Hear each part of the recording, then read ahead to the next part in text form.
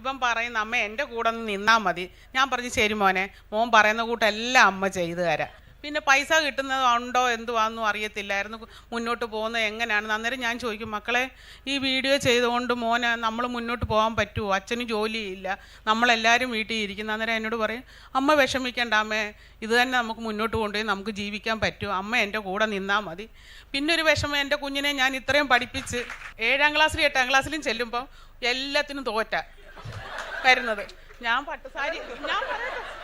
ഞാൻ പട്ടുസാരിയൊക്കെ കൊടുത്തു PTA മീറ്റിങ്ങിന് പോവും, നല്ലോണം എല്ലാം ഒരുങ്ങിപ്പോവും, പേപ്പറൊക്കെ കിട്ടും, 1 or 2 വിഷയത്തിന് മാത്രം ജയിക്കും, കരഞ്ഞുകൊണ്ട് ഇറങ്ങി വരും. അപ്പൊ ഇവന്റെ കൂടെ പഠിച്ച അമ്മു എന്ന് പറഞ്ഞ ആര്യ മോഹൻ